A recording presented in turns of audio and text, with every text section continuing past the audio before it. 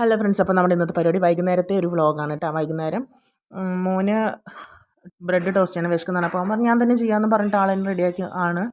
ഒരു 5-8 ബ്രെഡ് ഇതുപോലെ ടോസ്റ്റ് ചെയ്തെടുത്തിട്ടുണ്ട്. പിന്നെ നമുക്കടുത്ത് അതിൻ്റെ ഉള്ളിൽ വെക്കാനുള്ള മുട്ട വേണം. അപ്പോൾ അതിന് സവാളയും കൂടി എടുത്തിട്ടുണ്ട് കേട്ടോ. തക്കാളിയൊന്നും വേണ്ട, തക്കാളിയും പച്ചമുളകൊന്നും ഇടണ്ടാന്ന് പറഞ്ഞു.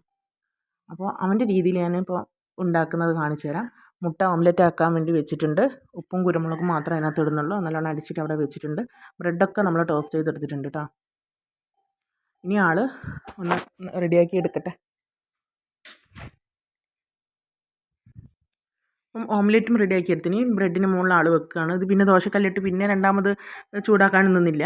ടോസ്റ്റ് അവൻ്റെ രീതിയിൽ ചെയ്യുന്നു. ഞാനും വേണ്ടാന്ന് പറഞ്ഞ ആൾ ചെയ്യട്ടെ എന്ന് വിചാരിച്ചു. മുട്ട ഒരു കുഞ്ഞ് കഷ്ണം, ഒരു മുട്ടയെ വെച്ചിട്ടുള്ളൂ. ഒരു കുഞ്ഞ് കഷ്ണം സവാളയും വെച്ചു. സവാള ഒരു 3-4 പീസ് വെച്ചു. ഒരു കുഞ്ഞ് കഷ്ണം മുട്ടയും വെച്ചു. എന്നിട്ട് ആൾ അപ്പം തന്നെ ചൂടോടെ എടുത്ത് കഴിക്കുകയാണ്. നല്ലോണം ഇഷ്ടപ്പെട്ടു. എന്തായാലും ബ്രെഡിൻ്റെ ഉള്ളിൽ ഓംലെറ്റും ഒക്കെ വരുമ്പോൾ നല്ല അടിപൊളിയാണല്ലോ ടേസ്റ്റ്.